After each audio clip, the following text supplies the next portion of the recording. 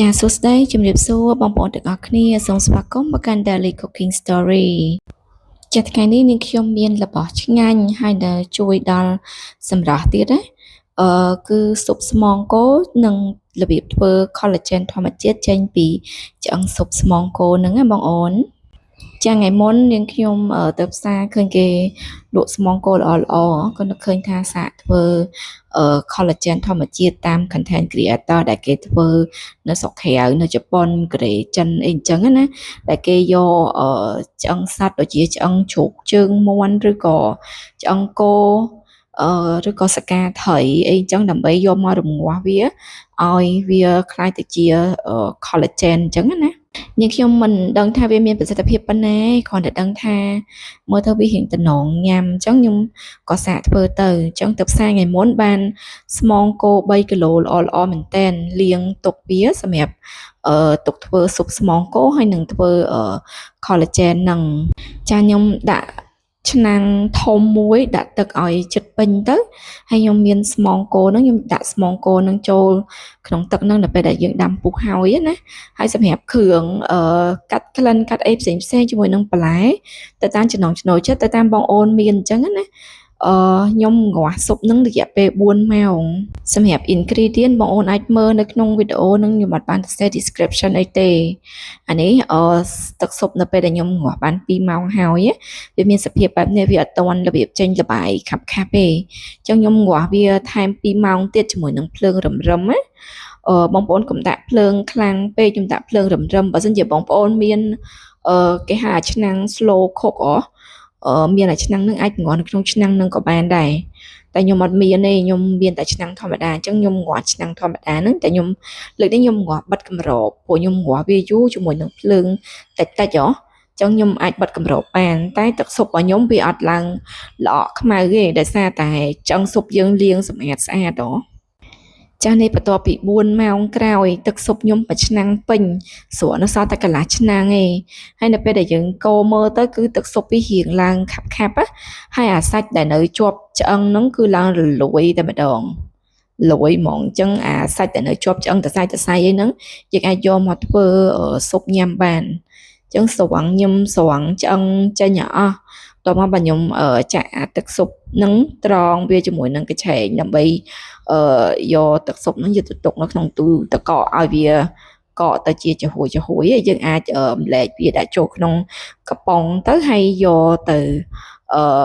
ទុកនៅក្នុងទូទឹកកកទៅយើងអាចញ៉ាំបាន2ថ្ងៃ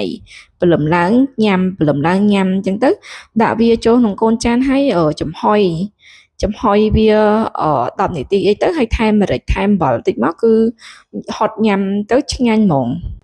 ទឹកស៊ុបហ្នឹងខ្ញុំបែងចែកវាជា2មួយសម្រាប់ទុកធ្វើអាចហួយ collagen ហ្នឹងហើយនឹងមួយទៀតខ្ញុំទុកវាសម្រាប់ធ្វើស៊ុបញ៉ាំល្ងាចហ្នឹងបន្ទាប់ពីធ្វើអានឹងហើយអញ្ចឹងខ្ញុំញ៉ាំស៊ុបស្មងគោហ្នឹងហ្មងអញ្ចឹងខ្ញុំបែងចែកទឹកស៊ុបហ្នឹងជា2ហើយចំណែកអាសាច់ដែលជាប់ជាមួយស្មងហ្នឹងយើងច្រលេះវាចេញអញ្ចឹងមកទុកដាក់ជាមួយនឹងទឹកស៊ុបរបស់យើងដែលយើងធ្វើសម្រាប់ញ៉ាំមួយបាយហ្នឹងណា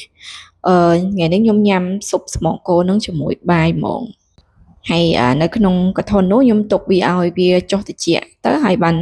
យកទៅដាក់នៅក្នុងទូទឹកកកដើម្បីឲ្យវាកកចេញអាខ្លាញ់ធាត់ណាខ្លាញ់កកហ្នឹងពេលព្រឹកឡើងវាកកអីអញ្ចឹងយើងអាចយកអាតសៃអាខ្លាញ់កកហ្នឹងចេញហើយយើងចាប់អាចហួយ collagen យើងហ្នឹងដាក់ចូលនៅក្នុងកំប៉ុងអញ្ចឹងទៅទុកវាសម្រាប់ញ៉ាំពេលក្រោយៗទៀតនេះខួរឆ្អឹងនៅក្នុងស្មងហ្នឹងវាអត់បែកចេញទេព្រោះដោយសារតែយើងងាស់វានៅភ្លើងតិចបើសិនជាយើងងាស់វាភ្លើងខ្លាំងហ្មងអាខួរហ្នឹងវាបែកចេញក្រៅអស់ហើយអញ្ចឹងយើងញ៉ាំអត់ឆ្ងាញ់ទេអញ្ចឹងខ្ញុំងាស់វាដាក់ភ្លើងតិច4ម៉ោងហ្នឹងខួរគឺវានៅកកនៅខាងក្នុងហ្នឹងដែរវាអត់បែកខួរចេញណាអញ្ចឹងយើងញ៉ាំឆ្ងាញ់ហ្មងពេលយើងញ៉ាំយកទៅយោហុកវាទៅហើយបើទៅយោចេញមកអូយឆ្ងាញ់មែនតើនឹងជាតិហ្មងបើមែនតើអានេះទឹកស៊ុបពាក់កណ្ដាលទៀតដែលខ្ញុំទុកធ្វើដាក់បន្លែដាក់អីហ្នឹងហ៎អញ្ចឹងដាំអាទឹកស៊ុបហ្នឹងឡើងវិញឲ្យពុះមកហើយបន្លែដាក់ទៅតាមចំណង់ចំណូលចិត្តទៅខ្ញុំនៅផ្ទះមានស្ពៃក្តោបនិងស្ពៃតឿអញ្ចឹងខ្ញុំដាក់តែស្ពៃក្តោបជាមួយស្ពៃតឿហ្នឹងទេ ចូលទៅរកទិញអីផ្សេងទៀតនៅផ្ទះខ្ញុំអត់ដែលចោលលេស្ពៃក្តោបមួយស្ពៃតឿហានេះ